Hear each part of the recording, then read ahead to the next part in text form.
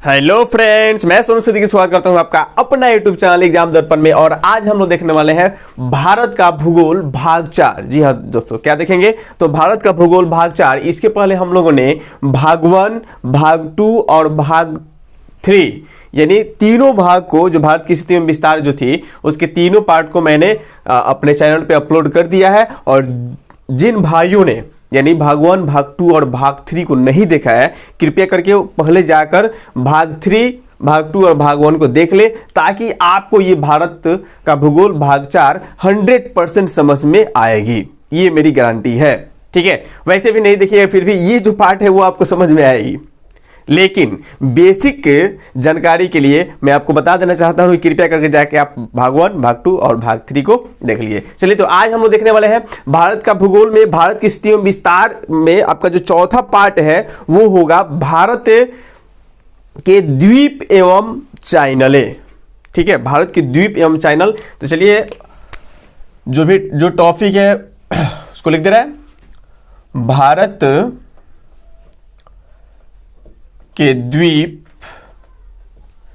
एवं चैनल। ठीक है,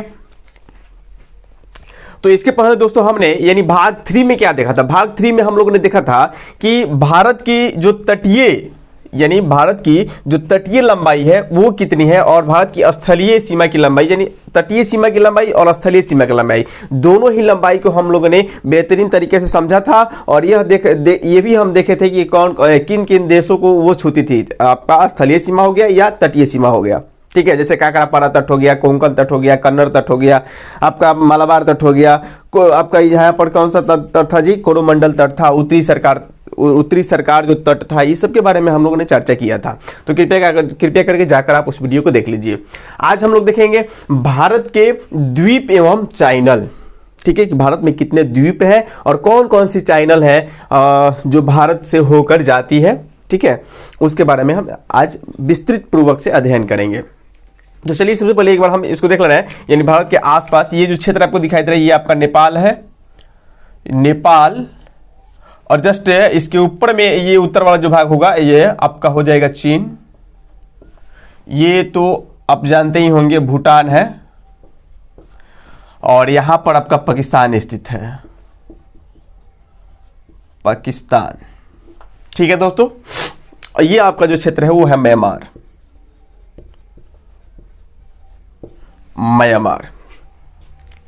तो देखिए, भारत में लगभग अगर देखा जाए तो भारत में लगभग 247 के आसपास द्वीपें हैं। द्वीप तो बहुत सारे हैं, लेकिन हम उन द्वीपों की चर्चा करेंगे जहां से क्वेश्चन पूछता है। ठीक है, जहां से परीक्षाओं में विभिन्न परीक्षाओं में क्वेश्चन आते हैं, उन द्वीपों के बारे में हम चर्चा करेंगे। जैसे मान लीजिए आपका ये हो गया, ये आपका जो म्यांमार के अराकमान जो पर्वत है, ये जो दिखाई दे रहा है, हिमालय जो हमारी पर्वत है, हिमालय पर्वत जम्मू कश्मीर से होते हुए, ये जम्मू कश्मीर से होते हुए नेपाल होते हुए ये सिक्किम में प्रवेश करती है, और अरुणाचल प्रदेश से होकर आपका कहाँ से, यहाँ से आपका मुड़ जाती है किधर, दक्षिण की तरफ। ये असम अरुणाचल प्रदेश में जो है, अरुणाचल प्रदेश की सीमा से यहाँ पर देखिएगा ये कहाँ मुड़ जाएगी, ये मुड़ जाती है आपका दक्षिण की तरफ। ये दक्षिण की तरफ मुड़ती है। दक्षिण तरफ मुड़ने के परिणाम स्वरूप क्या होता है, ये भाग जो है ये हमारा हिमालय पर्वत ही है। ये जो है आपका हिमालय पर्वत ही है, लेकिन म्यांमार में इसको अराकमान पर्वत के नाम से जाना जाता है। किस पर्वत के नाम से जाना जाता है, तो अराकमान पर्वत। ये जो हम देख सकते हैं, ये हिमालय का जो भाग है, इसको हम लोग यानी कहां पर, म्यांमार में अराकमान पर्वत के नाम से जानते हैं। ये म्यांमार में, और ये भारत में इसको हम क्या बोलते हैं, तो भारत में आपका हिमालय जो है, हिमालय में के नाम से हम जानते हैं।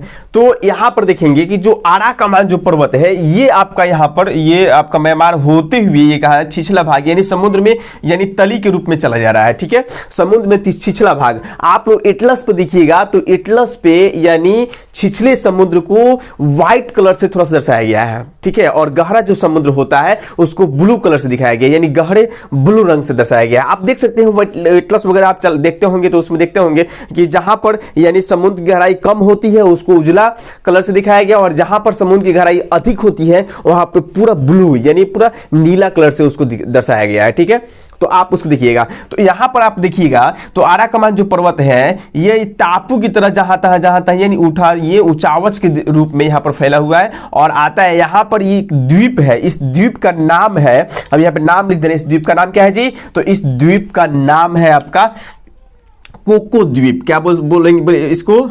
कोको द्वीप। यहां पर लिख दे रहे हैं कोको द्वीप, कोको द्वीप। ठीक है, और इस पर किसका अधिकार है? तो इस पर अधिकार है आपका म्यांमार का। ठीक है, ये जो कोको द्वीप है इस पर किसका अधिकार है? तो इस पर अधिकार है म्यांमार का। और जस्ट उसके नीचे एक द्वीप दिखाई दे रहा है, देखिए बहुत नजदीक हो गया, थोड़ा इसको और दूरी कर दे रहे हैं हम। ठीक है, क्योंकि थोड़ा सा लिखने में सुविधा होगा। तो ये आपका हो गया ये कोको द्वीप, और कोको द्वीप के बाद जो आपका द्वीप दिखाई दे रहा है इसको हम लोग बोलते हैं, क्या बोलते हैं भाई? तो इसको हम लोग बोलते हैं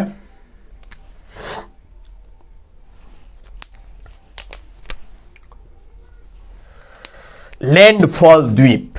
क्या बोला जाएगा? लैंड फॉल द्वीप। ठीक है, ये हो गया आपका लैंडफॉल द्वीप, और इस पर अधिकार है। तो यहां पर हम ब्रैकेट में ये भी लिख दे रहे हैं कि जो कोको द्वीप है वो किसके अंतर्गत है, किस देश का अधिकार है कोको द्वीप पर? तो कोको द्वीप पर अधिकार है म्यांमार का। ये म्यांमार के अधिकार के अंतर्गत आता है। ठीक है, म्यांमार के अधिकार के अंतर्गत आता है। और जो लैंडफॉल द्वीप है, ये जो लैंडफॉल, लेकिन स्पेस जो है वो गड़बड़ हो जा रहा है थोड़ा सा, चलिए कोई बात नहीं। ये आपका लैंडफॉल द्वीप जो है, कोको द्वीप जो है वो आपका म्यांमार, उस पर म्यांमार का अधिकार है। और जो लैंडफॉल द्वीप है इस पर अधिकार है आपका भारत का। ये बात याद रखना है। ठीक है, और यहां से हम देखेंगे चैनल के बारे में। ये कोको द्वीप हो गया, ये लैंडफॉल द्वीप हो गया, इस पर अधिकार है आपका, या ये किसके अंदर अधिकार क्षेत्र में आता है? तो म्यांमार। और ये किसके अधिकार क्षेत्र में है? तो भारत। ठीक है, और ये जो आपका जो दिखाई दे रहा है ये इसको ऊपर लिख दिया जाए।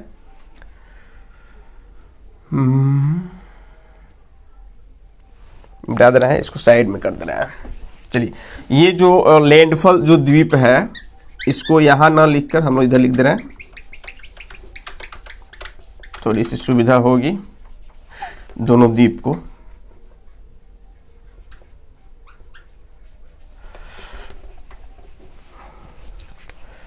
ये आपका हो गया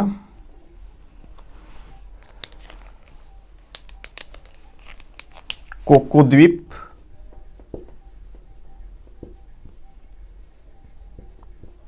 और ये हो गया आपका लैंडफॉल द्वीप।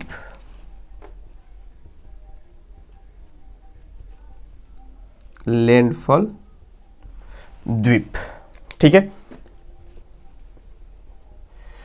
कोको द्वीप और लैंडफॉल द्वीप।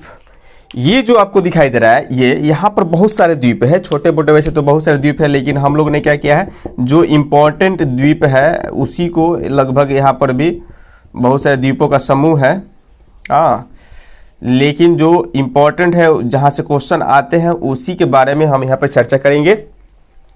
ये जो द्वीप दिखाई दे रहा है इसको हम लोग किस नाम से जानते हैं? तो ये आपका है उत्तरी अंडमान।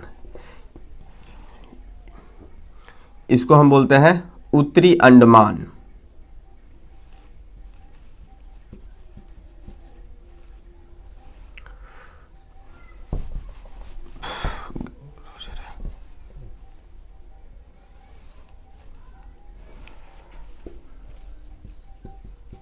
उत्तरी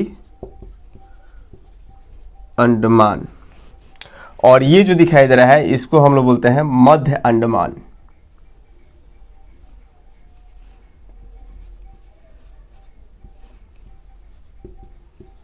मध्य अंडमान।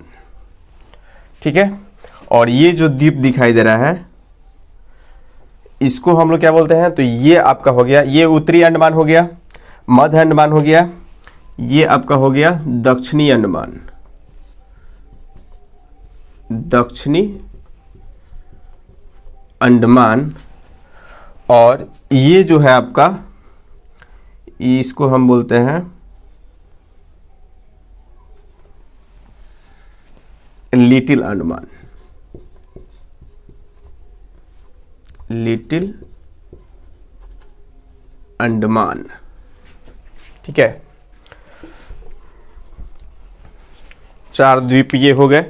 ये अंडमान, ये संपूर्ण जो क्षेत्र है इस सबको सम्मिलित रूप से क्या बोलते हैं, सबको सम्मिलित रूप से बोला जाता है अंडमान। और यहां पर अंडमान के ठीक नीचे कुछ द्वीपों का समूह है, यहां पर देख सकते हैं एक, और एक यहां पर। ठीक है, तो इसको हम बोलते हैं, ये है 2 जो अंडमान है, एक पड़ेगा आपका कार निकोबार, कार निकोबार, और एक है ग्रेट निकोबार, ग्रेट निकोबार। ठीक है, ये सब द्वीप है। ये आपका हो गया, देखिए संपूर्ण रूप से ये जो द्वीपों का समूह था इसको हम लोग अंडमान बोलते हैं। ये जो दोनों द्वीप है, ये जो दोनों द्वीप है इसको हम क्या बोलेंगे, तो इनको बोला जाता है निकोबार। ये संपूर्ण रूप से क्या हो जाएंगे, निकोबार। तो एक हो गया अंडमान और दूसरा क्या हो गया, निकोबार। ठीक है, अब यहां से कुछ क्वेश्चन ये आते हैं कि अंडमान निकोबार को अलग करने वाला चैनल कौन सा है। ठीक है, अंडमान, तो यहां से हम लोग देखेंगे, पहले यहां से देखते हुए हम चल रहे हैं। सबसे पहला द्वीप जो आपको दिखाई दिया वो क्या है, थोड़ा सा यहाँ पर आ जाइए। तो यहाँ पर जो म्यांमार, जो आपका आराकमान जो पर्वत है, ये जम्मू कश्मीर से होते हुए, ये देखिएगा आपका हिमाचल प्रदेश, उत्तराखंड, नेपाल, सिक्किम और अरुणाचल प्रदेश से होते हुए कहाँ पर, यानी यहाँ आने के बाद ये कहाँ पर मुड़ जाती है, आपके दक्षिण में मुड़ जाती है। और मुड़ने के बाद ये आपका म्यांमार में इसको किस नाम से हम जानते हैं, म्यांमार में इसको आराकमान पर्वत के नाम से जाना जाता है। और ये आराकमान पर्वत जो है इधर आप समुद्र में, यानी देखेंगे बंगाल की खाड़ी में क्या होती है, धंसी हुई, धंस जाती है, और वहां पर छिछले समुद्र यानी ऊंचावश प्रदर्शित करती है। तो कुछ भाग यहाँ पर देखिए इसका उठा हुआ है, ये डायरेक्ट रूप से अंदर नहीं चली गई है, मतलब हल्का हल्का गहरा होते हुए अंदर गई है, फिर यहाँ पर उठी होती है, यहाँ पर आपका कोको द्वीप बन गया है, फिर यहाँ पर देखिए लैंडफॉल द्वीप हो गया है। ठीक है, तो लैंडफॉल द्वीप पर ये, इस पर किसका अधिकार है, तो इस पर अधिकार है आपका इंडिया का, इस पर इंडिया का अधिकार है, और इस पर म्यांमार का अधिकार है। ये देख लेना है। ठीक है, म्यांमार का इस पर अधिकार है और इस पर किसका अधिकार है, इंडिया का अधिकार है। ये आपका हो गया उत्तरी अंडमान, ये हो गया आपका मध्य अंडमान। ठीक है, अंडमान को कितने भागों में बांटा गया है, अंडमान को 4 भागों में बांटा गया है। एक आपका हो गया उत्तरी अंडमान, दूसरा है मध्य अंडमान, तीसरा क्या है आपका, ये हो जाएगा दक्षिणी अंडमान, और ये हो गया लिटिल अंडमान। इसके जस्ट पूरा में देखिएगा तो 2 द्वीप यहां पर दिखाई दे रहा है, दिखाई दे रहा है ना जी। एक आपका है नारकोंडा द्वीप और एक है आपका है बैरम द्वीप। ये काफी प्रमुख है द्वीप है। ठीक है, नारकोंडा द्वीप भी काफी इंपॉर्टेंट है, बैरम द्वीप भी काफी इंपॉर्टेंट है, क्योंकि इन द्वीपों पर ज्वालामुखी उद्गार होता है। नारकोंडा जो द्वीप है वो एक प्रकार का प्रसुप्त ज्वालामुखी है, जो कभी कभी क्या होता है भाई, सूता हुआ रहता है, कब उठ जाता है। बस समझ रहे हैं, जैसे कुंभकर्ण 6 महीना सोए रहता था, 6 महीने के बाद जग जाता था, और जगने के बाद पूरा तबाही में आता था कि एक थोड़ी भोजन पूरा मैंने जितना भी मिल जाए सब पहुंच जाने का काम करता था। ठीक वही बात है, जो नारकोंडम द्वीप है ये एक प्रकार का प्रसुप्त ज्वालामुखी है, और कभी कभी यहां से जो ज्वालामुखी का उद्गार हुआ है, उस ज्वालामुखी उद्गार होने के बाद क्या हुआ है कि ये अभी ठंड पड़ी हुई है, शांत है, और कभी कभी, यानी प्रसुप्त ज्वालामुखी इसका मतलब क्या है कि सोई हुई है। ठीक है, सोई हुई है, कभी भी उठ सकती है, उसको बोला जाता है प्रसुप्त ज्वालामुखी। माने उसमें उद्गार बहुत कम होता है, एक बार उद्गार हुआ फिर कुछ समय के बाद फिर उद्गार हो जाता है, तो उसको हम क्या बोलते हैं, प्रसुप्त ज्वालामुखी। तो नारकोंडम द्वीप किस लिए प्रसिद्ध है, तो नारकोंडम द्वीप इसलिए प्रसिद्ध है क्योंकि यहाँ पर सबसे बड़ा प्रसुप्त ज्वालामुखी पाया जाता है, या ये द्वीप ही है ज्वालामुखी द्वारा निर्मित। ठीक है, उसके बाद देखिए बैरम द्वीप। बैरम द्वीप जो है ये तो प्रसुप्त ज्वालामुखी है ना, ये प्रसुप्त ज्वालामुखी है, एक बार उद्गार हुआ फिर काफी समय के बाद कभी उद्गार होता है, ठीक है। लेकिन बैरम जो द्वीप है यहां पर ये सक्रिय ज्वालामुखी है, ये हमेशा इसमें से उद्गार होते रहता है। याद रखना है कि बैरम द्वीप क्या है, एक सक्रिय ज्वालामुखी है, और नारकोंडा द्वीप क्या है, एक प्रसुप्त ज्वालामुखी है। यहां से इंपॉर्टेंट उत्तरी अंडमान से क्वेश्चन क्या आ सकता है कि उत्तरी अंडमान आखिर क्यों प्रसिद्ध है। तो उत्तरी अंडमान में अंडमान निकोबार की सबसे ऊंची चोटी कहां पर अवस्थित है, उत्तरी अंडमान में अवस्थित है, ठीक है। अंडमान निकोबार की सबसे लंबी चोटी पूछी जाए तो वो कहां पर अवस्थित है, तो वो आपका उत्तरी अंडमान में अवस्थित, जिसका नाम है सेंडल की चोटी या सेंडल पीक बोल सकते हैं, ठीक है। तो यहां पर हम लिख सकते हैं कि सेंडल पीक कहां पर अवस्थित है, बोलिए सेंडल पीक यहां पर लिख सकते हैं ना जी, सेंडल पीक अवस्थित है आपका अंडमान निकोबार में, उत्तरी अंडमान में सेंडल पीक। इसकी विशेषता क्या है कि उत्तरी अंडमान में आपको क्या मिलेगा, सेंडल पीक की जो चोटी है, या इसको क्या बोल सकते हैं, सेंडल की चोटी बोलिए या चाहे सेंडल पीक बोलिए, ठीक है। सेंडल पीक बोलिए या सेंडल की चोटी बोलिए, यानी अंडमान निकोबार की सर्वोच्च चोटी कहां पर अवस्थित है, उत्तरी अंडमान में। ये क्या है, अंडमान निकोबार की सर्वोच्च चोटी, यहां पे लिख दीजिए कि सर्वोच्च चोटी है, सर्वोच्च चोटी, ठीक है। इसकी विशेषता ये हो गया। मध्य अंडमान की विशेषता क्या होगी भाई, तो मध्य अंडमान की विशेषता ये है कि ये पूरे अंडमान निकोबार में सबसे बड़ा कोई अगर द्वीप है ना जी, तो वो है आपका मध्य अंडमान। क्वेश्चन देता है कि अंडमान निकोबार में सबसे बड़ा द्वीप कौन सा है, तो अंडमान निकोबार द्वीप समूह में सबसे बड़ा कोई द्वीप है तो आपका मध्य अंडमान है। तो यहां पर लिख सकते हैं कि सबसे बड़ा द्वीप मध्य अंडमान क्या है जी, सबसे बड़ा द्वीप है, सबसे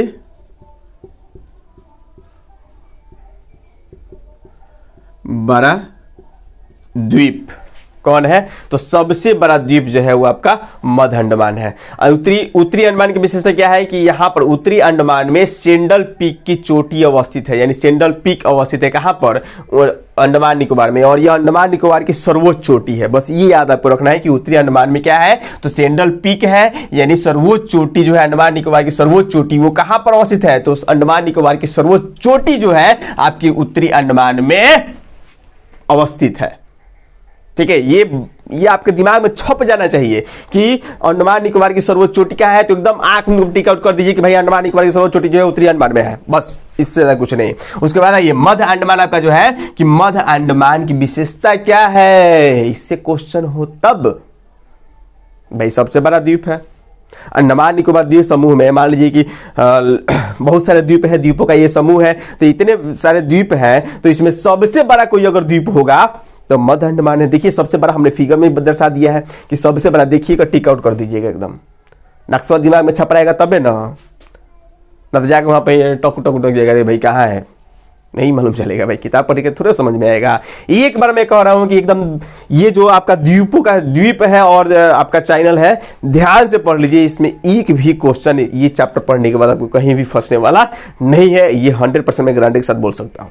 लेकिन हाँ, पूरी ईमानदारी के साथ शुरू से लेकर अंत तक वीडियो को देखिए और आपको समझाने की गारंटी हमारी है। आप केवल ध्यानपूर्वक यहाँ पर मैं क्या बोल रहा हूँ उसको देखते रहिए, और साथ में हो सके तो एक कॉपी कलम रखिए, और जो मैं पॉइंट यहाँ पर अधिकतर पॉइंट जो भी मैं बोल रहा हूँ तो नोट कर ही दे रहा हूँ। अगर मैं कुछ नोट नहीं कर रहा हूँ उसको भी आप कॉपी पेन साथ में लेकर बैठिए और उसको नोट करते चलिए, ठीक है। तो उत्तरी अंडमान की विशेषता क्या है, उत्तरी अंडमान की विशेषता यह है कि यहाँ पर यानी अंडमान निकोबार की सर्वोच्च चोटी है जिसका नाम क्या है, सेंडल पीक। क्या नाम है जी, सेंडल पीक, ठीक है। और यह क्या है, सर्वोच्च चोटी है, बस ये याद रखना है। मध्य अंडमान की विशेषता क्या है, तो मध्य अंडमान की विशेषता यह है कि यह सबसे बड़ा द्वीप है अंडमान निकोबार में, ठीक है।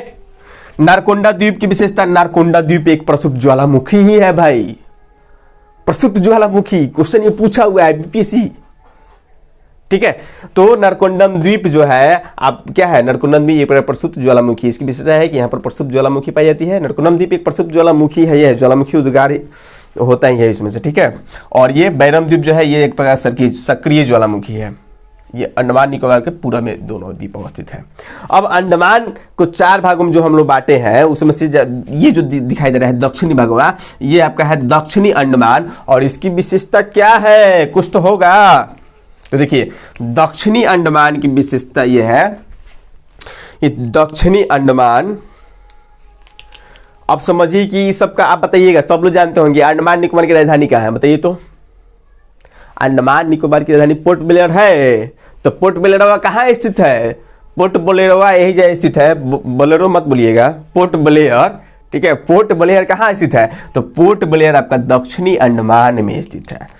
राजधानी अंडमान निकोबार की राजधानी जो है पोर्ट ब्लेयर यहां स्थित है, लिख देंगे कि पोर्ट ब्लेयर, पोर्ट ब्लेयर स्थित है।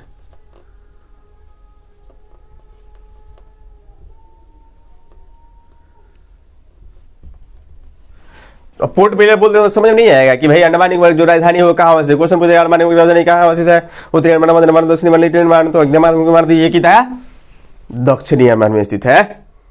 बस समझे, यानी अंडमान निकोबार की राजधानी कहाँ स्थित है, ऑप्शन में रहेगा उत्तरी अंडमान, मध्य अंडमान, आपका दक्षिणी अंडमान, लिटिल अंडमान। कहाँ पर होगा, एकदम होगा दक्षिणी अंडमान, ठीक है। चैप्टर वाइज मैं टेस्ट का भी व्यवस्था कर रहा हूँ, जो भी एक चैप्टर क्लियर हो रहा है अभी जैसे ही आपका समाप्त होगा भारत की स्थिति में विस्तार, उसके साथ मैं पूरे चैप्टर से संबंधित क्वेश्चन लेकर आऊँगा और आपके साथ डिस्कस किया जाएगा, ठीक है। तो दक्षिणी अंडमान की विशेषता क्या है, तो दक्षिणी अंडमान की विशेषता यह है कि यहाँ पर पोर्ट ब्लेयर, अंडमान निकोबार की जो राजधानी है पोर्ट ब्लेयर यहीं पर अवस्थित है। कहाँ पर, दक्षिणी अंडमान में। उसके बाद देखना है लिटिल अंडमान, लिटिल अंडमान है छोटा, सबसे छोटा, याद रखिएगा ऐसे ही, ठीक है।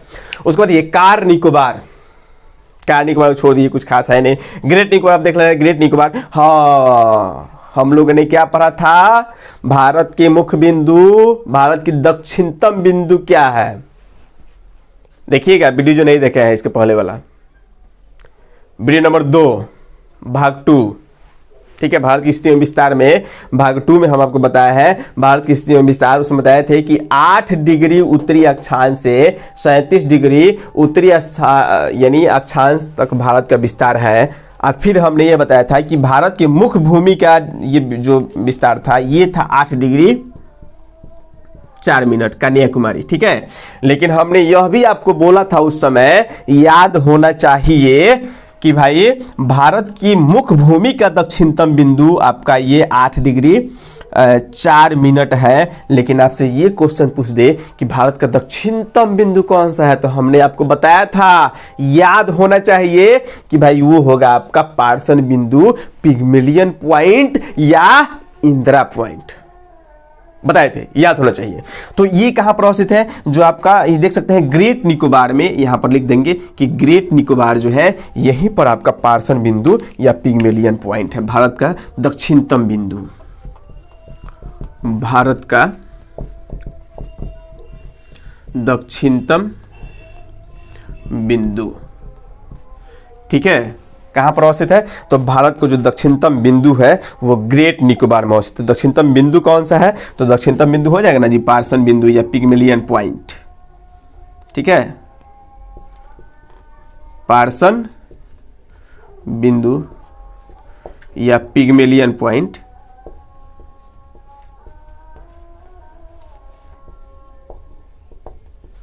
पिग्मेलियन पॉइंट ये कहां पर अवस्थित है, तो भारत का जो दक्षिणतम बिंदु हो वो ग्रेट निकोबार में अवस्थित है। और ये आपको हम बताए थे कि ग्रेट निकोबार में जो पार्सन बिंदु है कितने डिग्री पर अवस्थित है, तो ये आपको बताया था कि 6 डिग्री 45 मिनट बताया था, 6 डिग्री 45 मिनट। जैसे देख लीजिए ना, आप मिला लीजिए कि ये जो भारत के मुख्य भूमि का दक्षिणतम बिंदु है, इससे नीचे है ना जी ये ग्रेट निकोबार, देखिए इससे नीचे है, तो 6 डिग्री 45 मिनट अक्षांश रेखा जो है यहां से गुजरती होगी, यहां से,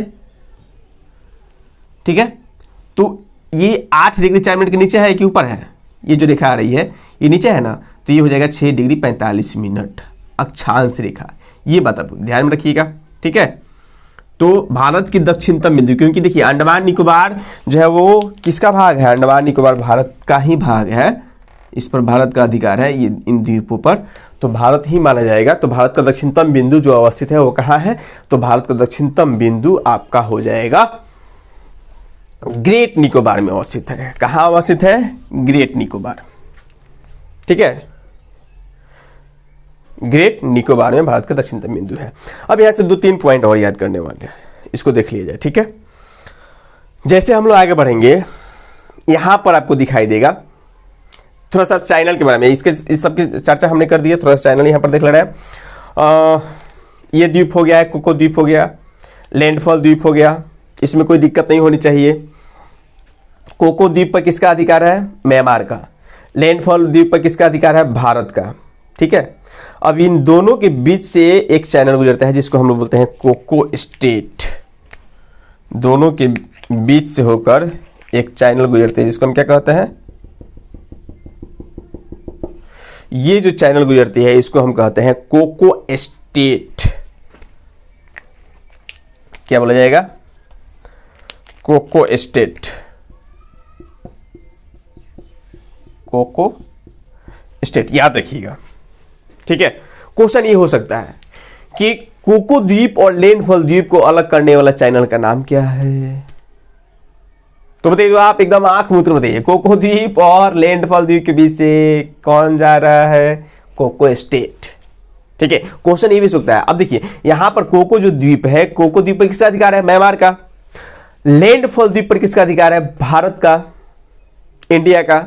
तो अब बताइए क्वेश्चन ये भी हो सकता है कि भारत और म्यांमार को अलग करने वाला चैनल कौन सा है, निम्न में से कौन सा है, कौन सा है। तो एकदम आप देखिए, चाहे वो क्वेश्चन इस तरह से पूछे कि कोको द्वीप और लैंडफॉल द्वीप को अलग करने वाला चैनल कौन सा है, तो कोको स्टेट हो गया, ठीक है। या इस तरह से क्वेश्चन हो कि अब देखिए ये तो म्यांमार का भाग है तो म्यांमार बोल सकते हैं, और ये भारत का भाग है तो भारत बोल सकते हैं हम, ठीक है।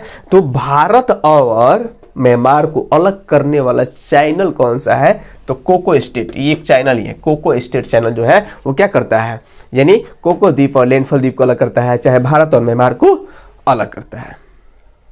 क्लियर, समझ में आ गया, नोट करते चलिएगा, ये सभी पॉइंट को नोट करते चलिएगा, ठीक है। कोको द्वीप और लैंडफॉल द्वीप को अलग करने वाला जो चैनल है वो कोको स्टेट है। क्लियर, कोई दिक्कत नहीं होनी चाहिए। चलिए नेक्स्ट, यहां पर हम ये देख रहे हैं उत्तरी अंडमान है, ये आपका हो गया मध्य अंडमान, ये हो गया दक्षिणी अंडमान, और ये हो गया लिटिल अंडमान, ये हो गया कार निकोबार, ये हो गया ग्रेट निकोबार। अंडमान और निकोबार से भी एक चैनल गुजरती है। क्या होता है, अंडमान और निकोबार से भी एक चैनल गुजरती है जिसको हम क्या बोलते हैं, जिसको बोलते हैं 10 डिग्री चैनल, यानी 10 डिग्री अक्षांश रेखा जो है अंडमान और निकोबार को अलग करती है। तो यहां पर भी हम यहां पर डाल सकते हैं, ये जो चैनल है इसको हम क्या बोलेंगे, 10 डिग्री चैनल, यहीं पर लिख दे रहे हैं 10 डिग्री चैनल। आप थोड़ा सा ये बात याद रखिएगा, ठीक है, थोड़ा सा याद रखिएगा कि अब इस तरह भी क्वेश्चन हो सकता है कि लिटिल अंडमान और कार निकोबार, लिटिल अंडमान और कार निकोबार को अलग करने वाला चैनल कौन सा है, तो 10 डिग्री चैनल है, बोल सकते हैं ना। या इस तरह भी हो सकता है कि अंडमान, क्योंकि ये पूरा ये जो लिटिल अंडमान है किसका भाग है, अंडमान का भाग है। लिटिल अंडमान किसका भाग है, अंडमान का। ये जो आपका कार निकोबार किसका भाग है, निकोबार का। कार निकोबार और ग्रेट निकोबार दोनों किसका भाग है, निकोबार का।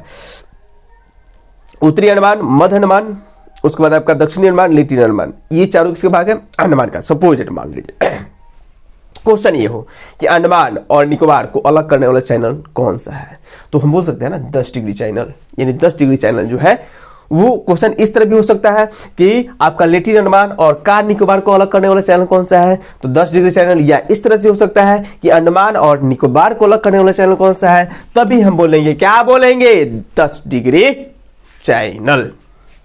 कोई दिक्कत, तो द्वीप भी पढ़ेंगे और साथ साथ हम लोग चैनल को भी लेकर चलेंगे, ठीक है। आपको उम्मीद करेंगे कहीं कोई दिक्कत ना हो। चलिए, ये समझ में आ गया है कोको द्वीप यानी कोको स्टेट समझ में आ गया है, ये भी एक चैनल है आपका 10 डिग्री चैनल, जो अंडमान और निकोबार क्या करता है, अलग करता है। ठीक है, अंडमान और निकोबार को जो अलग करता है। अच्छा एक बात बताइए, आप चैनल भूख रहे हैं, ठीक है, ये तो अक्षांश रेखा है, 10 डिग्री चैनल या 10 डिग्री अक्षांश रेखा है। ठीक है, दो द्वीपों के बीच छिछले समुद्र को चैनल भी बोल सकते हैं। ठीक है, दो द्वीपों को छिछले समुद्र जो अलग करता है, ये जोड़ता हो, वहां से अक्षांश रेखा कितनी डिग्री जा रही है उसको भी हम देख सकते हैं। तो 10 डिग्री चैनल जो है वो क्या करता है, आपका अंडमान और निकोबार को अलग करता है, ये बात याद रखिएगा। उसके बाद जैसे हम लोग आते हैं, ये आपका ये लक्षद्वीप है और ये मालदीव है। लक्षद्वीप, मालदीव। लक्षद्वीप का सबसे बड़ा द्वीप जो है वो एंड्रोथ है। लक्षद्वीप का सबसे बड़ा जो द्वीप है, यहां पर देखिएगा, ध्यान से देखिएगा, ये आपका द्वीप है जिस पर किसका अधिकार है, भारत का। ये आपका मालदीव है, मालदीव है लेकिन ये अलग देश है, इस पर भारत का अधिकार नहीं है।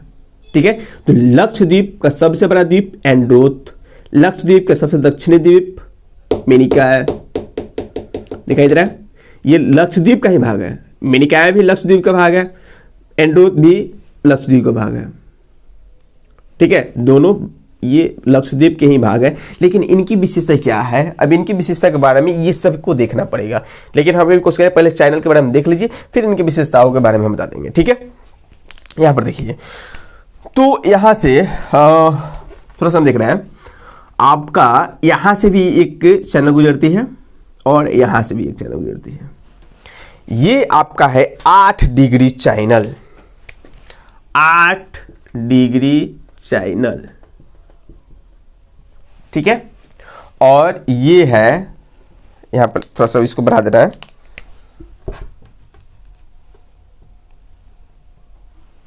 ये आपका है 9 डिग्री चैनल, 9 डिग्री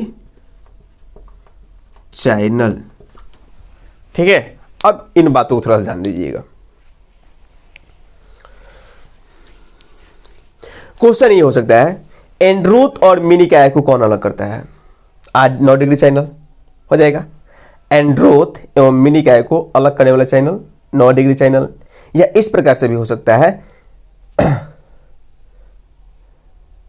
ये इसी का भाग है, नहीं होगा।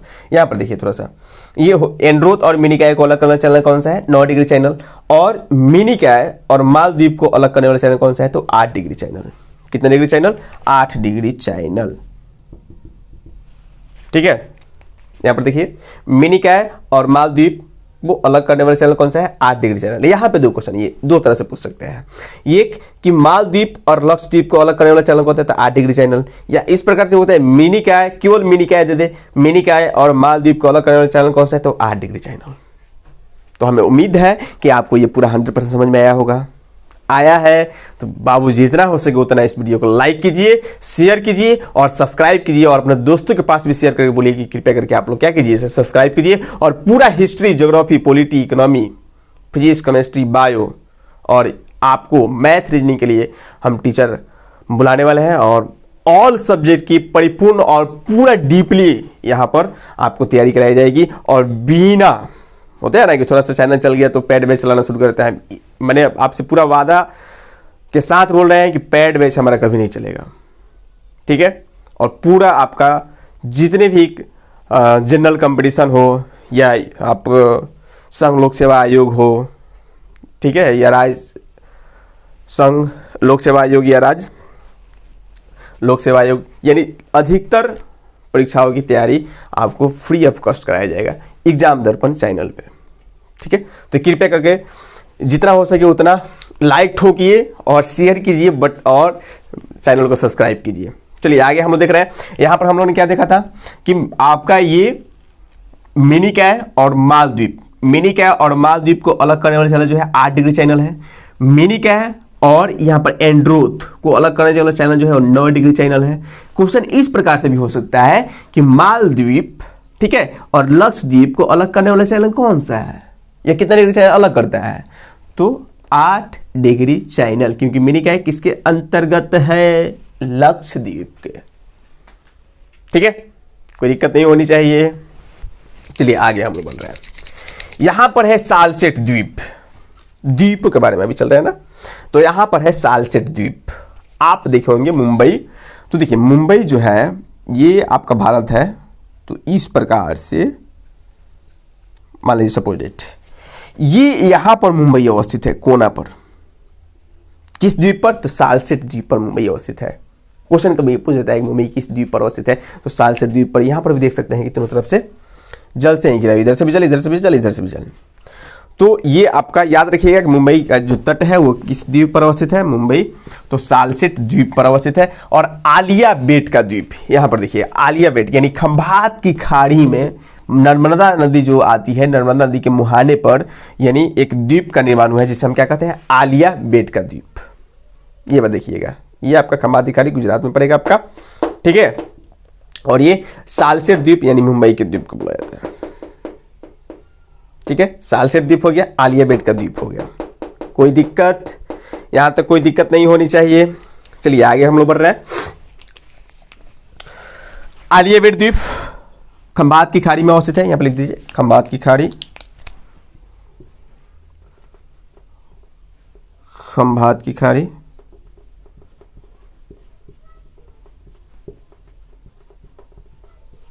खंभात की खाड़ी में अवस्थित है, ठीक है। और नर्मदा नदी के मुहाने पर स्थित है, ये पॉइंट लिख लीजिएगा, ठीक है। खंभात की खाड़ी जो है, आलिया बेट जो द्वीप है वो खंभात की खाड़ी में अवस्थित है और नर्मदा नदी के मुहाने पर अवस्थित है, ठीक है। ये सालसेट द्वीप है जो मुंबई यानी मुंबई जो किस द्वीप पर अवस्थित है? तो सालसेट द्वीप पर अवस्थित है। मुंबई इसी द्वीप पर अवस्थित है, मुंबई यहाँ पर लिख सकते हैं मुंबई इसी द्वीप पर अवस्थित है, सालसेट द्वीप पर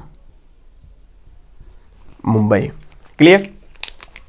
अब यहां देखिए, यहां पर दो द्वीप दिखाई दे रहा है, एक है गंगा सागर द्वीप, एक है न्यू मूर द्वीप। काफी छोटे छोटे द्वीप है, काफी छोटे छोटे द्वीप है। आप एटलस देखिएगा तो वहां पर आपको मतलब ये आपको नहीं होता है सरसों के दाने बराबर दिखाई देंगे, लेकिन हमने क्या कर दिया, थोड़ा सा बड़ा कर दिया कि भाई आपको दिखाई दे रहे होंगे, वैसे भी छोटा ही है। फिर देखिए ये है आपका गंगा सागर द्वीप और ये है आपका न्यू मूर द्वीप। तो गंगा सागर द्वीप, चलिए थोड़ा सा नदी, गंगा नदी का नक्शा हम लोग बना रहे हैं। यहाँ पर गंगा नदी हम लोग जानते हैं कि उत्तराखंड से निकलती है और ये यूपी होते हुए बिहार में जाती है, फिर पश्चिम बंगाल जाती है। पश्चिम बंगाल जब जाती है तो इसकी धारा एक बांग्लादेश में चली जाती है और बांग्लादेश में होकर ये आपका बंगाली खाड़ी में गिर जाती है, ठीक है। और यहीं से एक हुगली यानी वितरिका के रूप में यहाँ से निकलती है एक धारा, ठीक है। और ये भी आकर बंगाली खाड़ी में गिर जाती है। ये गंगा नदी है, मान लीजिए गंगा नदी, ठीक है। यहां पर हुगली नदी के मुहाने पर दो द्वीपों का निर्माण हुआ है, एक आपका गंगा सागर द्वीप है और दूसरा न्यू मूर द्वीप है, जिसमें गंगा सागर जो द्वीप है उसका विलय हो गया है, बोल सकते हैं। ये जो है समुद्र का जल स्तर बढ़ने के कारण इसका क्या हो गया है, विलय के कगार पर है, ये विलय बोल सकते हैं, विलय हो गया गंगा सागर द्वीप। न्यू मूर जो द्वीप है, इससे क्वेश्चन क्या आता है कि न्यू मूर द्वीप जो है, अब देखिए बांग्लादेश भी इस पर अपना अधिकार जताता है, भारत भी इस पर अधिकार जताता है, ठीक है, न्यू मूर द्वीप पर। तो हम बोल सकते हैं कि न्यू मूर जो द्वीप है वो भारत और बांग्लादेश के विवाद का कारण रहा है, ठीक है। भारत और बांग्लादेश दोनों बीए से लिखाएगा, स्पेस है नहीं कि लिखे हम भाई दोनों का नाम। चलिए भारत VS बांग्लादेश के बीच विवाद का कारण है, लिख लीजिएगा आप लोग नोट्स में। बांग्लादेश और भारत के बीच क्या है, विवाद का कारण है न्यू मूर द्वीप। तो ये दो द्वीप हो गए। गंगा सागर द्वीप जो है हुगली नदी के मुहाने पर दो द्वीपों का निर्माण हुआ है, एक आपका गंगा सागर द्वीप है, ठीक है, गंगा सागर द्वीप, और दूसरा क्या है आपका न्यू मूर द्वीप। गंगा सागर द्वीप यानी समुद्र का जलस्तर बढ़ने के परिणाम स्वरूप क्या हुआ, यानी मान लीजिए कि जब पृथ्वी पर तापमान बढ़ेगा तो जो भी हिम है, बर्फ पर पर्वतें हैं, वो सब पिघलेगी, समुद्र का जलस्तर तो बढ़ेगा ही, निश्चित है, ठीक है। तो जलस्तर पिघलेगा तो ये भारत के जितने भी तटीय क्षेत्र हैं वो लगभग क्या होंगे, समाहित, समुद्र में ही समाहित होते चले जाएंगे। तो वही हुआ है, गंगा सागर द्वीप जो है ये क्या हो गया, यहाँ पर गंगा सागर द्वीप विलय के कगार पर या विलय हो गया है, ठीक है। और ये जो आपका दूसरा द्वीप है ये न्यू मूर द्वीप, ये भारत और बांग्लादेश के बीच विवाद का कारण रहा है। ये एक एक पॉइंट को आप लोग समझते चलिएगा, ठीक है। यहां तक कोई दिक्कत नहीं होनी चाहिए। यहां तक ये संपूर्ण हो गया। चलिए, ब्राह्मणी नदी, अब यहां पर हम देख रहे हैं कि यहां पर एक द्वीप है उड़ीसा में। ब्राह्मणी नदी के मुहाने पर, ब्राह्मणी नदी को इधर लिख दे रहे हैं क्योंकि इधर लिखने में थोड़ा सा कठिनाई नहीं होगी। ब्राह्मणी नदी के मुहाने पर, ब्राह्मणी नदी के मुहाने पर किस द्वीप का निर्माण हुआ है? व्हीलर द्वीप का निर्माण हुआ है। ये आपका व्हीलर द्वीप है, उड़ीसा में स्थित है। यहां पर लिख सकते हैं व्हीलर द्वीप।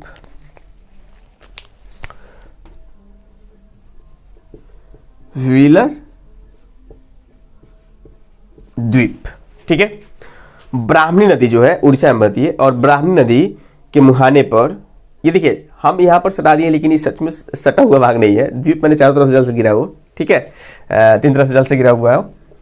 तो आपका ये द्वीप हो गया, टापू द्वीप है।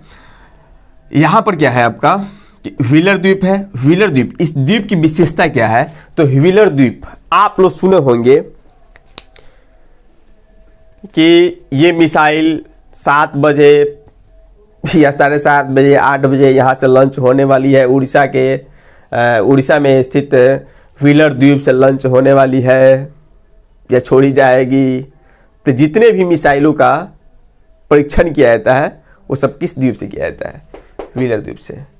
तो मिसाइलों का लॉन्चिंग पैड व्हीलर द्वीप, ठीक है, हो सकता है। यानी यहाँ से मिसाइलों का परीक्षण किया जाता है। इसकी विशेषता यही खास है कि यहाँ पर क्या मिसाइलों का परीक्षण किया जाता है।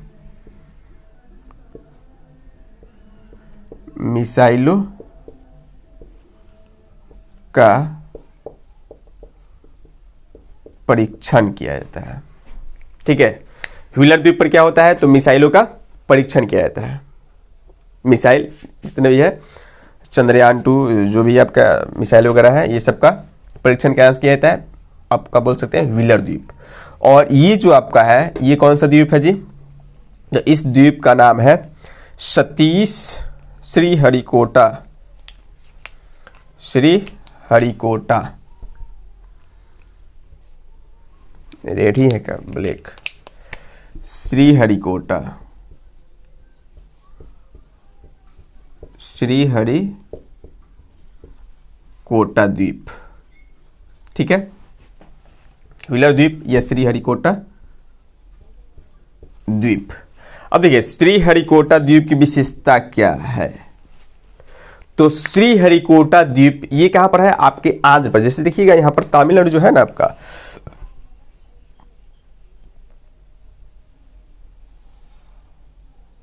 सॉरी,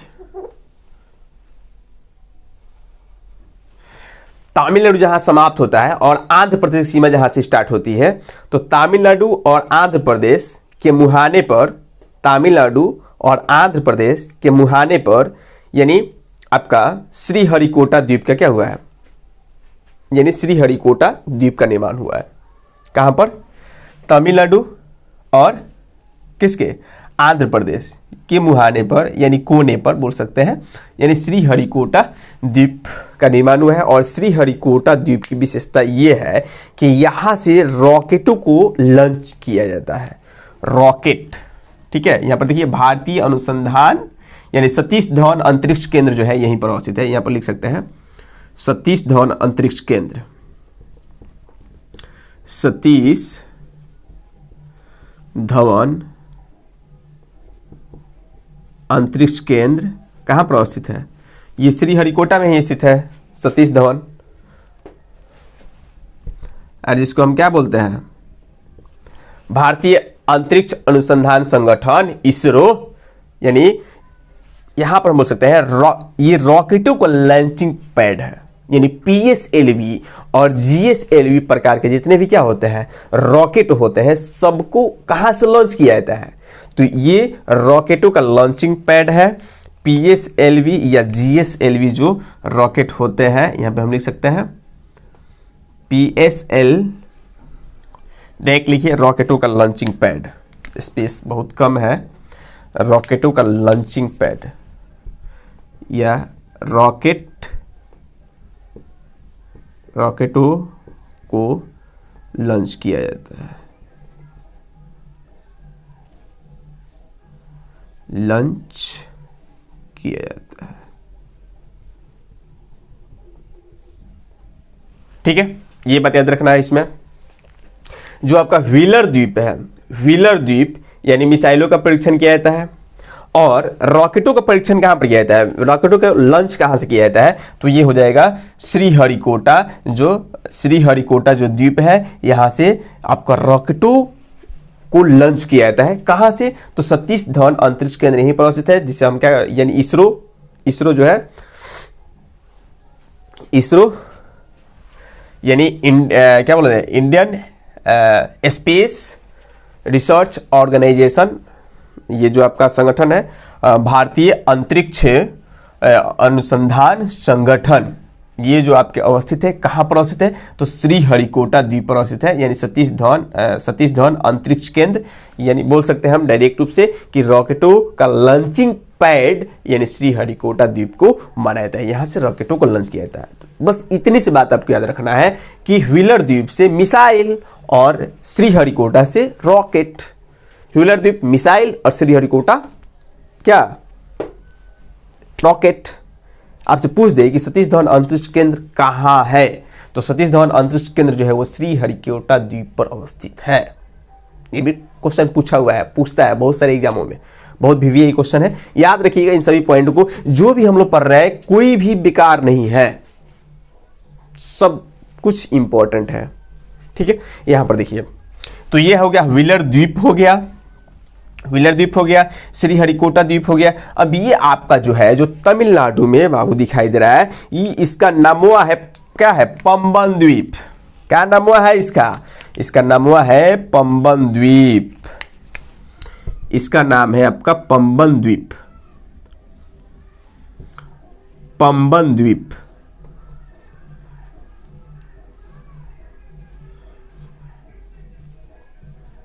पंबन द्वीप, ठीक है।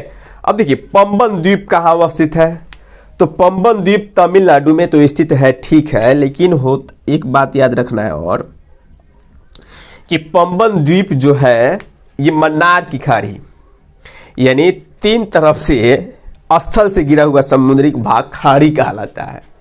ये बात याद रखिएगा। एक हो जाएगा, दो हो जाएगा, तीन हो जाएगा, इधर भी है आपका। तो तीन तरह से जो समुद्र का जल घिरा हो उस क्षेत्र को खाड़ी कहा जाता है। ठीक है, क्या बोला जाता है, खाड़ी कहा जाता है। तो ये मन्नार की खाड़ी में अवस्थित है पंबन द्वीप, इसको बोल सकते हैं यहाँ पर मन्नार की खाड़ी। कहाँ लिखे, यहाँ लिख दे रहे हैं, मन्नार की खाड़ी में अवस्थित है, दिखाई दे रहा होगा, मन्नार की खाड़ी।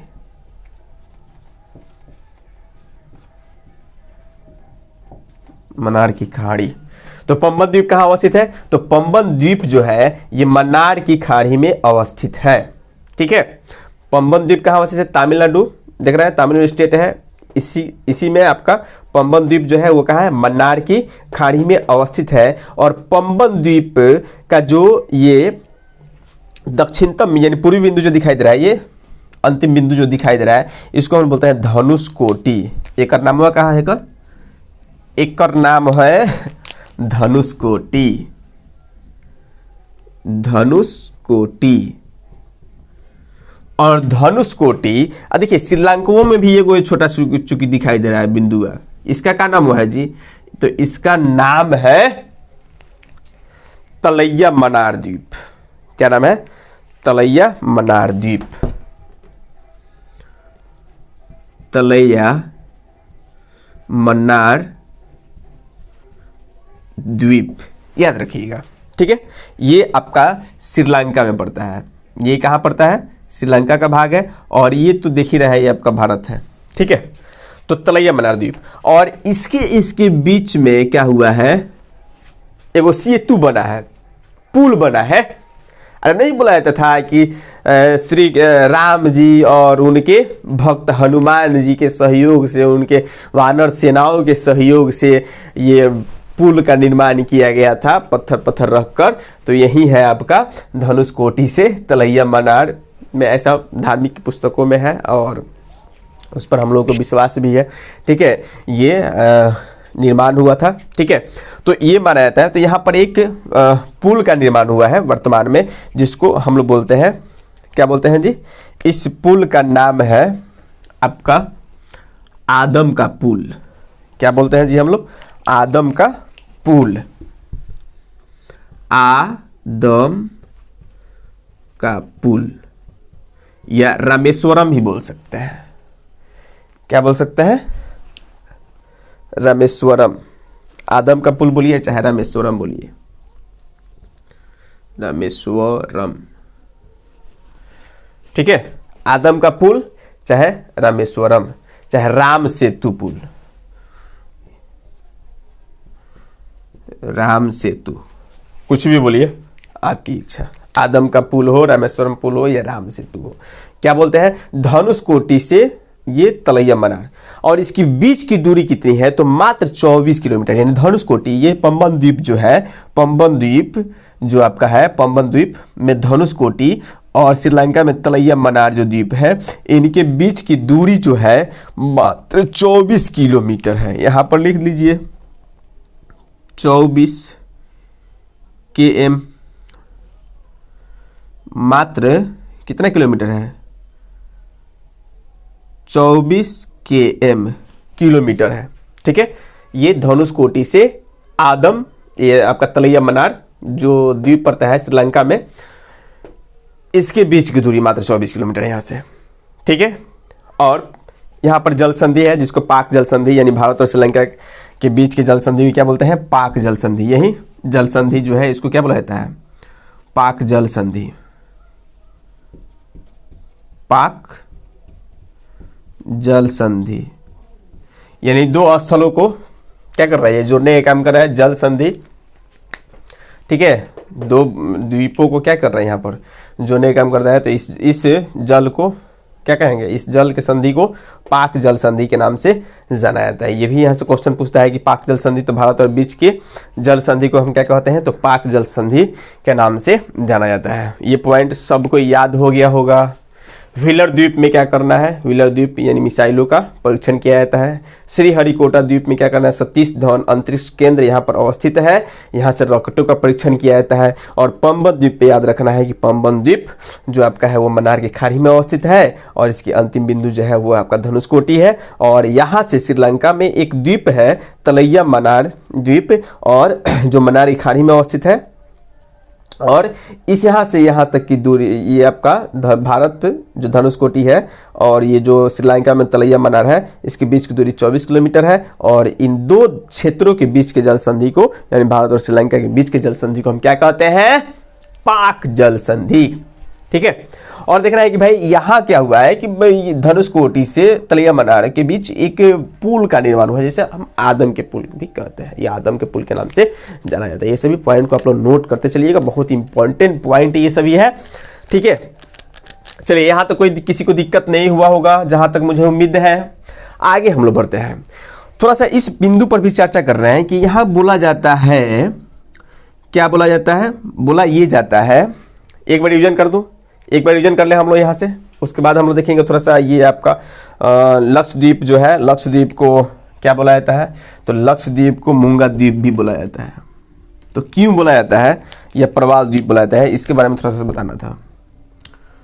मूंगा द्वीप या इसको बोला जाता है प्रवाल द्वीप, प्रवाल द्वीप। ठीक है, तो ये बताएंगे, पहले एक बार इसको रिवीजन कर लिया जाए। सबसे पहला बात आपको याद रखना है, सबसे पहली पॉइंट जो है, ये जो हिमालय पर्वत उत्तर से आ रही है, अरुणाचल प्रदेश से घूम जा रही है कहाँ? दक्षिण, और ये म्यांमार में प्रवेश करती है। म्यांमार में इसको हम किस नाम से जानते हैं? तो म्यांमार में हम इसको बोलते हैं आराकमान पर्वत। और ये आराकमान पर्वत समुद्र में यानी बंगाली खाड़ी में प्रवेश करती है, तो छिछले रूप से ऊंच नीच प्रदर्शित करते हुए, तो जहाँ उठी हुई है वहाँ पर द्वीप दिखाई दे रहे हैं, जहाँ बैठी है वहाँ पे छिछला समुद्र दिखाई देता है, यानी उजला। उसका रंग कलर कैसा होता है? उजला होता है। और वहीं छिछले समुद्र में पाए जाते हैं प्रवाल द्वीप, प्रवाल द्वीप नहीं, प्रवाल जीव पाए जाते हैं, और जो क्या करते हैं? द्वीपों का निर्माण करते हैं। उसके बारे में हम यहाँ पर चर्चा करेंगे विस्तारपूर्वक। ठीक है, थोड़ी देर रुकिए आप। तो ये क्या हुआ है, यहाँ पर उभरा हुआ भाग है, यहाँ पर यानी म्यांमार का एक हिस्सा है कोको द्वीप, ठीक है, जस्ट बगल में आपको दिखाई दे रहा है लैंडफॉल द्वीप। ये जो द्वीप है ये आपका है कोको द्वीप, जिस पर म्यांमार का अधिकार है। ये जस्ट यहाँ पर आपको दिखाई दे रहा होगा लैंडफॉल द्वीप, जिस पर इंडिया का अधिकार है, ठीक है। तो इन दोनों के, कोको द्वीप और लैंडफॉल द्वीप के बीच से जो चैनल गुजरता है उसको हम बोलते हैं कोको स्ट्रेट चैनल, या कोको स्ट्रेट बोलते हैं, ठीक है। तो आपका कोको द्वीप और लैंडफॉल द्वीप के बीचों बीच होकर जाने वाले चैनल कौन सा है, तो कोको स्ट्रेट है, ठीक है। आपको ये याद रखना है। या पूछे कि भारत और म्यांमार के बीच, या भारत और म्यांमार को अलग करने वाला चैनल कौन सा है, तो कोको स्ट्रेट है। क्लियर। उसके बाद थोड़ा सा आ गया ये अंडमान, भारत में, भारत का एक क्षेत्र है अंडमान निकोबार। तो अंडमान को अगर देखा जाए, अंडमान निकोबार को दो भागों में बांट दीजिए, एक उत्तर वाला क्षेत्र अंडमान है और दक्षिण वाला क्षेत्र है वो निकोबार है। अंडमान में विशेषता जो है, जो प्रमुख बातें हैं, उत्तरी अंडमान, अंडमान को चार भागों में बांटिए प्रमुखतः। उत्तरी अंडमान यानी इसकी विशेषता क्या है, उत्तरी अंडमान की विशेषता है कि जो अंडमान निकोबार की सबसे ऊंची चोटी अवस्थित है वो कहाँ पर अवस्थित है, तो अंडमान निकोबार की सबसे ऊंची चोटी यानी सेंडल जो है, सेंडल पीक जो है, ये आपका अवस्थित है उत्तरी अंडमान में। अंडमान, सब पूरे अंडमान निकोबार में सबसे ऊंची चोटी कहाँ पर अवस्थित है, तो ये उत्तरी अंडमान में अवस्थित है, जिसका नाम क्या है, सेंडल पीक। क्या नाम है, सेंडल पीक। उसके बाद मध्य अंडमान, मध्य अंडमान की विशेषता यह है कि संपूर्ण अंडमान निकोबार में सबसे कोई बड़ा द्वीप है तो वो आपका है मध्य अंडमान।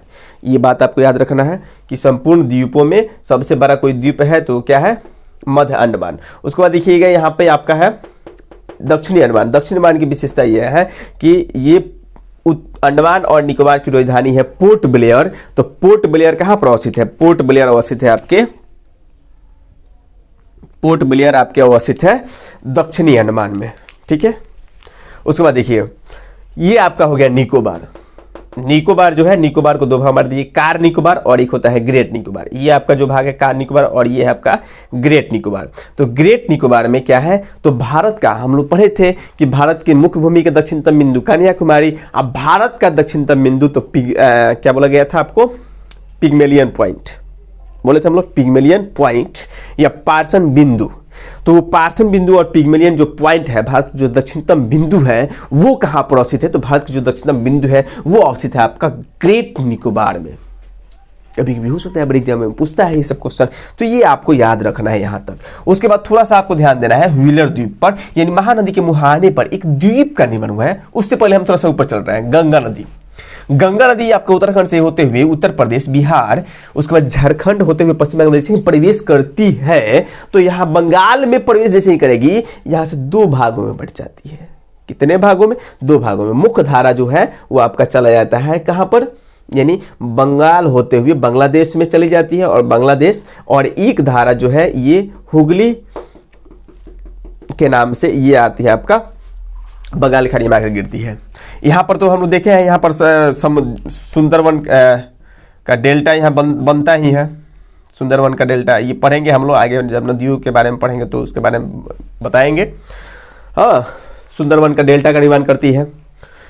अब ये वितरिका जो है ये बंगाल की खाड़ी में गिरेगी, हुगली। तो यहाँ पर भी दो द्वीप का निर्माण हुआ है। दो द्वीप है कौन कौन, एगो गंगा सागर द्वीप और एगो न्यू मोर द्वीप, ठीक है। गंगा सागर जो द्वीप है उसका विलय लगभग हो गया है, और ये आज का जो न्यू मोर द्वीप है ये भारत और बांग्लादेश के विवाद का कारण बना है, ठीक है। ये अभी अवस्थित है न्यू मोर द्वीप, ये इससे संबंधित याद रखना है। उसके बाद हम लोग देखे थे व्हीलर द्वीप। अब जैसे ही ब्राह्मणी नदी यानी उड़ीसा में, व्हीलर द्वीप कहाँ है, उड़ीसा में अवस्थित है। सबको स्टेट वाइज नाम भी लिख दिया जाएगा। चलिए यहाँ पर लिख दे रहे हैं उड़ीसा, व्हीलर द्वीप उड़ीसा, उड़ीसा। श्रीहरिकोटा जो द्वीप है ये कहाँ पर अवस्थित है, ये हो जाएगा आंध्र प्रदेश, और ये तो पंबन द्वीप पर कहाँ है, तमिलनाडु।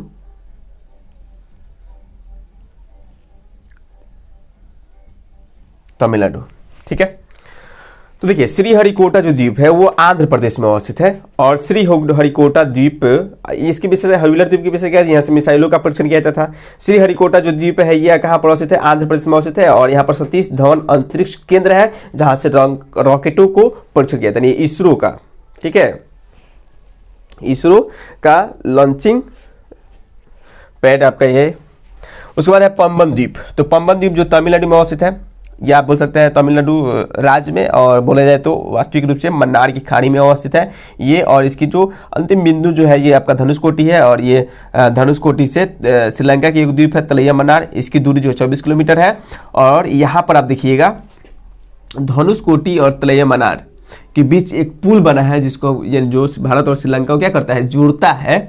इसको हम क्या कहते हैं, आदम का पुल, रामेश्वरम सेतु, चाहे राम सेतु पुल, ठीक है, ये इसका नाम है। यानी दोनों के बीच, यानी भारत और श्रीलंका के बीच की जल संधि को, ये जो जल का संधि है जो दोनों क्या करता है, जोड़ता है आपस में, इसको हम बोलते हैं पाक जल संधि। और ये कहाँ पर अवस्थित है सभी, आदम का पुल हो गया, मन्नार की खाड़ी हो गया, रामेश्वर, या रामेश्वरम एक मंदिर भी है जहाँ पर लोग क्या करने जाते हैं। यहाँ पर देखिएगा इस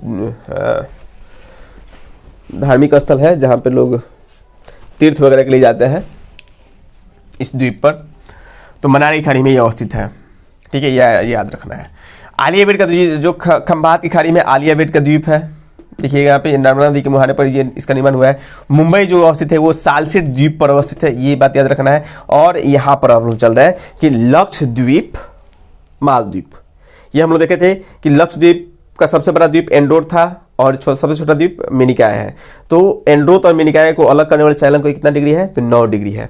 और मिनिकॉय और मालदीप को अलग करने वाला जो चैनल है वो आपका 8 डिग्री चैनल है, ठीक है। या इस तरह भी कि लक्षद्वीप और मालदीप को अलग करने वाला चैनल भी कौन है, 8 डिग्री चैनल है। अब क्वेश्चन थोड़ा सा ये समझना है, ये बोला जा रहा है कि ये जो द्वीप है लक्षद्वीप, ये मूंगा द्वीप है या प्रवाल द्वीप है। आखिर क्या है प्रवाल, आखिर क्या है मूंगा? तो प्रवाल कोई चीज नहीं है बल्कि एक जीव है। प्रवाल क्या है, एक जीव है जिनकी शरीर की लंबाई 2 सेंटीमीटर होती है। प्रवाल जीवों की शरीर की लंबाई कितनी होती है, 2 सेंटीमीटर होती है। और ये मुख्य रूप से उनके जो बॉडी का बाह्य स्तर होता है, यानी जो कवच होता है, वो कैल्शियम कार्बोनेट का बना होता है, यानी चूना का बना होता है, ठीक है, जो काफी कठोर होता है। जैसे आप लोग घोंघा देखे होंगे, उसका खोल, उसमें जो जीव होता है मर जाता है, खोल खाली हो जाता है, उसी प्रकार ये क्या है, एक जीव है जिसका नाम है प्रवाल। तो अब देखिए थोड़ा सा देख लीजिए, प्रवाल जीवों के द्वारा ही इन सभी द्वीपों का निर्माण हुआ है। ये मूंगा द्वीप बोला जाता है, ठीक है, आपका लक्षद्वीप। अब चलिए थोड़ा सा प्रवाल जीवों के बारे में थोड़ा सा चर्चा हम लोग कर रहे हैं। तो प्रवाल जीव जो है वो सब जगह नहीं पाया जाता है, ठंडे समुद्र में नहीं पाया जाता है, बल्कि उष्ण कटिबंधीय क्षेत्र में पाया जाता है। यानी अब देखिए उत्तरी ध्रुव के पास जो समुद्र होगा वो तो ठंडा होगा, दक्षिणी ध्रुव के पास जो जलीय क्षेत्र होगा, जो समुद्र होंगे उसके आसपास जो जलीय क्षेत्र होगा वो तो ठंडा होगा। तो वहां पर प्रवाल जो नहीं पाए जाते हैं, बल्कि विषुवत रेखा, कर्क रेखा, मकर रेखा के क्षेत्र में जो समुद्रिक भाग है वो ध्रुवीय समुद्रिक भाग के अपेक्षा क्या होता है, थोड़ा गर्म होता है। जैसे चलिए यहाँ पर थोड़ा सा देख ले रहे हैं हम लोग। सपोज दैट मान लीजिए ये आपका क्या हुआ, पृथ्वी है, मान लीजिए थोड़ा सा और ऊपर हो सकता है दिखाई दे यार, ये आपका पृथ्वी है। हम लोग पढ़े थे, ध्यान याद होगा आप लोगों को, ये कर्क रेखा हो गया, मकर रेखा हो गया। तो हम लोग ये देखे थे कि भाई भारत जो स्थित है ये आपका यहाँ स्थित है, यहाँ स्थित है। तो ये जो है संपूर्ण रूप से ये जो क्षेत्र पड़ता है, ये जो क्षेत्र पड़ता है, तो ये आपका क्षेत्र जो है ये उष्ण कटिबंधीय क्षेत्र है। इसको हम क्या बोलते हैं, उष्ण कटिबंधीय क्षेत्र, उष्ण कटिबंधीय क्षेत्र। तो उष्ण कटिबंधीय क्षेत्र कर्क रेखा से लेकर मकर रेखा के बीच तक यहाँ पर गर्मी अधिक पड़ेगी। और यहाँ का जो समुद्रिक भाग होगा वो यहाँ की अपेक्षा, यहाँ के जो समुद्र होंगे, जलीय क्षेत्र होंगे, ये जो जलीय क्षेत्र होगा इन सब की अपेक्षा ये जो जल, यहाँ के जो जल होंगे वो गर्म होंगे। और यहीं पर पाया जाता है प्रवाल जीव। क्या पाया जाता है यहाँ पर, प्रवाल जीव पाए जाते हैं। और कहाँ पाए जाएंगे, गहरे समुद्र में नहीं जी, गहरे समुद्र में नहीं पाए जाते हैं, छिछले समुद्र में पाए जाते हैं। जैसे मान लीजिए ये आपका छिछला समुद्र हो गया, ये कुछ भाग इसका क्या है, समुद्र में है, आराकुमान पर्वत का, कुछ भाग यानी समुद्र के तल से उठा हुआ है। जैसे मान लीजिए इस प्रकार से, जहाँ पे छिछला समुद्र होता है, यह भारत का, जैसे मान लीजिए भारत ही है, भारत का ये तट है, तो क्या एकाएक यहाँ पे गड्ढा हो जाएगा? हम भारत के जैसे नीचे जाएंगे अरब सागर में तो डूब जाएंगे? अरे डूब जाएंगे वो बात अलग है, लेकिन एकाएक यहाँ के गहराई और यहाँ की गहराई में काफ़ी अंतर होगी। आप मापिएगा, मालूम चलेगा कि तटीय क्षेत्र की गहराई और थोड़ी सी दूर यानी समुद्र से कुछ दूर जाने के बाद वहाँ की गहराई काफ़ी अंतर होती है। तो ये धीरे धीरे धीरे धीरे धीरे धीरे गहरा होता जाता है। जैसे नदी का तट देखिएगा धीरे धीरे धीरे धीरे पेंदी में जाता है, इस प्रकार होता है ना जी नदी। हाँ, धीरे धीरे धीरे तब ना जाते हैं। अब मान लीजिए यहाँ पे कोई खड़ा है तो नहीं डूबेगा, लेकिन यहाँ पे आएगा तो डूब जाएगा। यहाँ पे काफ़ी लंबाई गहरा है, इसके अपेक्षा एक ज़्यादा लंबा है ना, नदी का ही भाग है। उसी प्रकार जो होता है ये तलीय क्षेत्र में यानी समुद्र के तलीय क्षेत्र में, या क्या बोल सकते हैं छिछले समुद्र में क्या होता है, ये आपका प्रवाल द्वीप पाया जाता है, प्रवाल जीव पाए जाते हैं। अब कैसे होते हैं? जैसे मान लीजिए कि समुद्र का कुछ तल ऐसा हो, समुद्र का तल अगर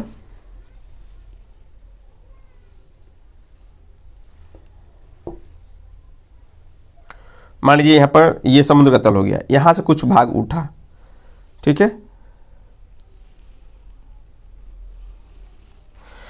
और ये जो उठा हुआ भाग है, ये जो समुद्र का क्या है उठा हुआ जो ये भाग है, यहाँ पर क्या होगा कि अब जो होंगे प्रवाल द्वीप, हम देखें प्रवाल द्वीप का जैसे लगभग ये इस प्रकार के होते हैं, दिल के फिगर जैसा कुछ नक्शा होता है इस प्रकार के।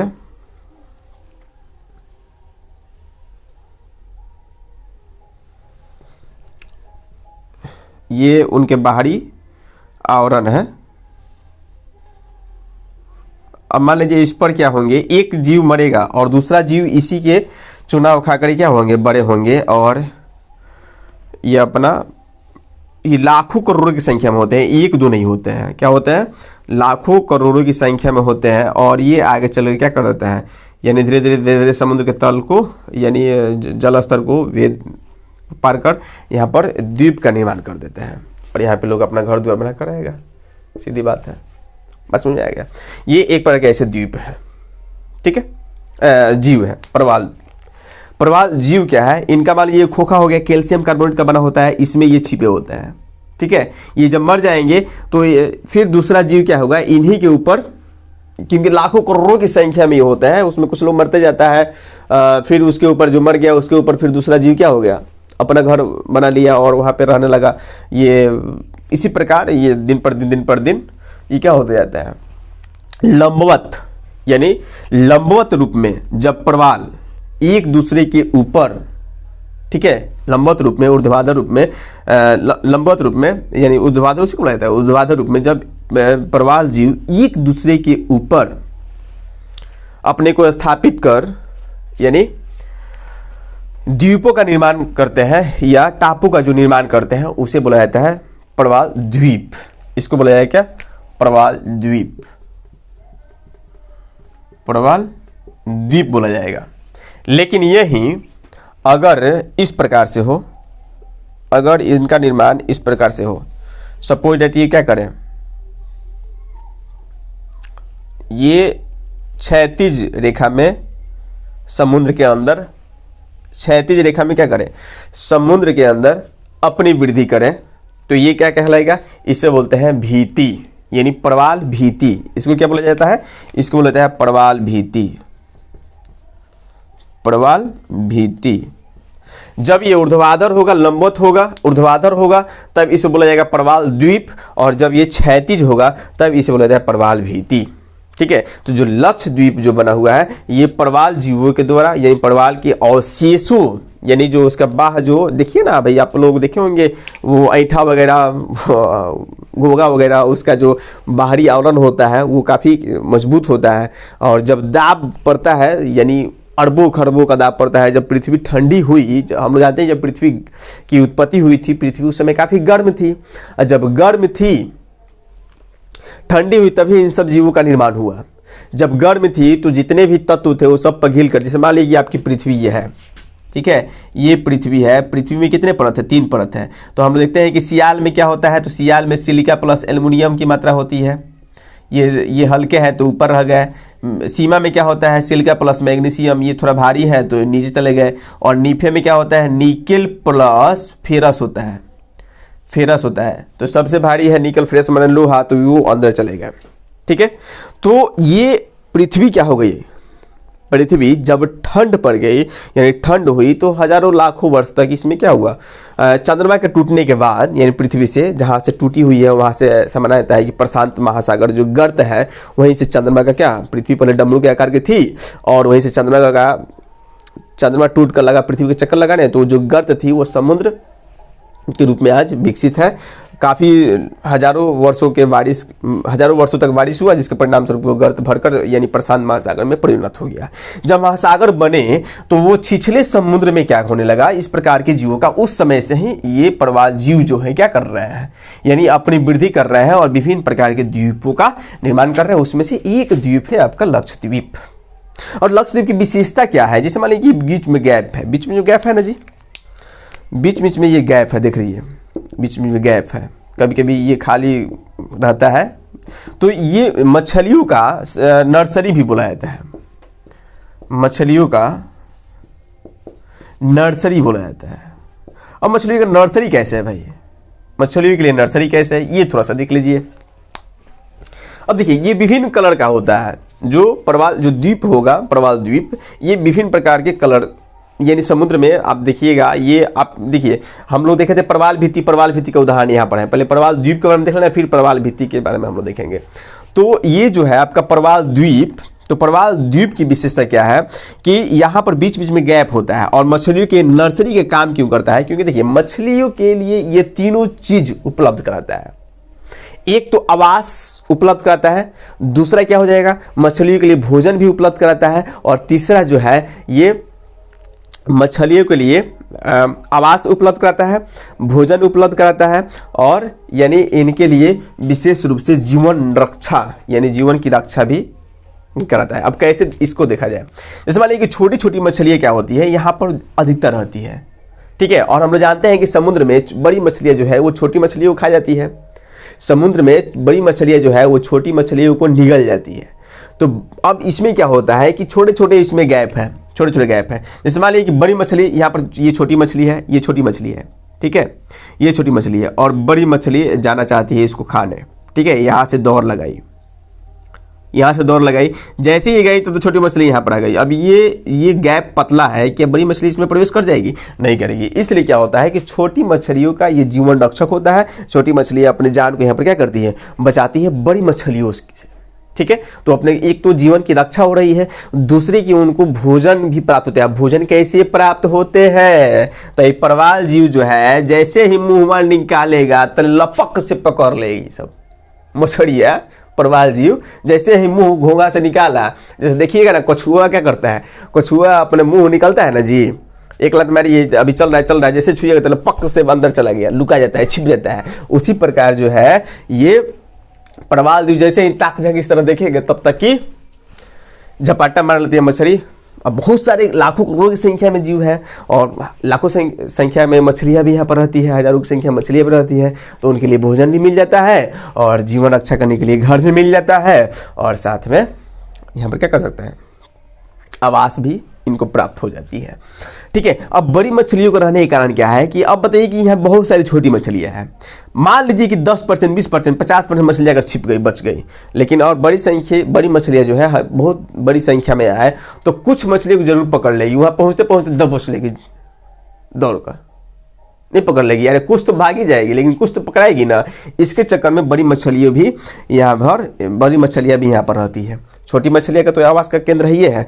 जब छोटी मछलियाँ बड़ी हो जाती है तब तो बड़ी मछली से उनको डरने की आवश्यकता है नहीं, तो वो भी खुले समुद्र में निकल जाती है। ये आपके प्रवाल द्वीपों का विशेषता थी। हम लोग देख लिए प्रवाल द्वीप क्या है। प्रवाल द्वीप जो है प्रवाल जीवों द्वारा निर्मित है और उनके खोखे द्वारा, कैल्शियम कार्बोनेट के खोखे द्वारा ये द्वीपों का निर्माण होता है, क्योंकि और काफ़ी समय से दाब और ताप के कारण ये एक क्या होता है, चट्टान के रूप में परिवर्तित हो जाते हैं। और उसी का उदाहरण आप हम देख सकते हैं क्या, प्रवाल द्वीप या मूंगा द्वीप, ठीक है। अब देखिए ये तो हो गया द्वीप, प्रवाल द्वीप। प्रवाल भित्ति क्या है, अभी हमने बताया था। प्रवाल भित्ति जब ये लंबवत होगा, ऊर्ध्वाधर होगा, तो ये द्वीप का निर्माण करेगा। ऊपर यानी समुद्र के तल से स्टार्ट किया, समुद्र तल से स्टार्ट किया और बढ़ते बढ़ते बढ़ते बढ़ते हजारों लाखों वर्ष के बाद यहाँ पर एक द्वीप का क्या कर दिया, निर्माण कर दिया, ठीक है, तो द्वीप यहाँ पर निर्मित हो गए। वहीं ये समुद्र के अंदर अगर ये क्षैतिज गति में वृद्धि करता है तो ऊपर नहीं जाएगा, नीचे ही नीचे छिछले भाग में क्या होगा, ये अब मान लीजिए कि यहाँ पर ऑस्ट्रेलिया है तो यहाँ पर भी समुद्र क्या होगा, छिछला होगा। तो यहाँ पर भी आ गए, ये भी देखिएगा ऑस्ट्रेलिया कहाँ पर अवस्थित है, ऑस्ट्रेलिया आपका यहाँ पर अवस्थित होगा। तो ये भी ये आपका उष्णकटिबंधीय क्षेत्र में ही है, तो उष्णकटिबंधीय क्षेत्र में ही अवस्थित है। तो यहाँ पर भी क्या हुआ, प्रवाल जीव यहाँ पर आए, यहाँ पर प्रवाल जीव पाए जाएंगे और ये क्या किया है, यानी क्षैतिज गति में वृद्धि किया है, जिसके परिणाम स्वरूप यहाँ पर जो चट्टान का निर्माण हुआ है, यानी उनके खोखों से, उनके शरीर के बाहरी परत आवरण से जो चट्टान का निर्माण हुआ है, इसको हम बोलते हैं ग्रेट बैरियर रीफ बोला जाता है। इसको क्या बोला जाता है, इस द्वीप को, इस प्रवालीय रीफ को यानी ग्रेट बैरियर रीफ बोला जाता है, जिसको हिंदी में बोल सकते हैं महान अवरोधक भित्ति। अब महान अवरोधक भित्ति क्यों कहा गया, अवरोधक माने रोकने वाला।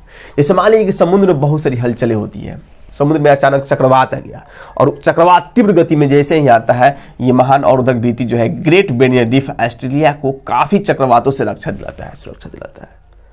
क्योंकि इधर से तो काफी चक्रवात चलती है, महान गति में, तीव्र गति में चलती है, लेकिन ये महान अवरोधक, ये लंबाई भी इसका है, ऐसा नहीं केवल ये इसका चौड़ाई ऊंचाई भी है, केवल लंबाई नहीं है ऊंचाई भी है। तो ये क्या करता है कि आने वाली जल के धाराओं को यहीं पर रोक लेता है और यहाँ पर जो है जल जो होती है वो शांत होती है, तो इससे ऑस्ट्रेलिया की रक्षा होती है। ठीक है, बहुत सारे ऑस्ट्रेलिया लोग जो घूमने जाते हैं वो ग्रेट बैरियर रीफ को देखने जरूर जाते हैं, क्योंकि ये समुद्र के अंदर है और बहुत सारे तैराक जो होते हैं वहाँ पर जाते हैं और उसके कलर और विभिन्न प्रकार की मछलियों को देखने के लिए भी जाते हैं, क्योंकि ये मछलियों के लिए भी स्वास्थ्यवर्धक क्षेत्र है। समझिए कि यहाँ पर भी ये आपका जो मछलियों के लिए स्वास्थ्यवर्धक क्षेत्र है और मनुष्य और मछली दोनों यहाँ पर तैराकों के लिए स्वास्थ्यवर्धक, मतलब स्वास्थ्यवर्धक क्षेत्र नहीं है, मैंने घूमने के लिए वहाँ पर लोग जाते हैं। ठीक है, तो उम्मीद करता हूँ आपको ये पूरी वीडियो बहुत ही बेहतर लगी होगी और काफ़ी मेहनत करना पड़ा इसके लिए आपको, काफ़ी मेहनत करना पड़ा इसके लिए हमको। और आप लोगों से बस ये अनुरोध है कि अगर आपको ये वीडियो अच्छी लगी हो तो कृपया करके वीडियो को लाइक कीजिए, चैनल को सब्सक्राइब कीजिए और जितना हो सके उतने वीडियो को शेयर कीजिए, क्योंकि ये जो मेहनत है हम आप ही लोगों के लिए कर रहे हैं और आपको कुछ नहीं करना है, बस जो रेड कलर से सब्सक्राइब लिखा हुआ है उसको बस टक से कर देना है और थोड़ा सा जो घंटा आएगा सामने उसको भी टंटना देना है। बस इतना काम कर दीजिए, बाकी आपके लिए जितना काम है मैं यहाँ पर रेडी हूँ करने के लिए। चलिए दोस्तों, तो आज इतना ही, फिर मिलता है अगले वीडियो में, तब तक के लिए धन्यवाद, जय हिंद।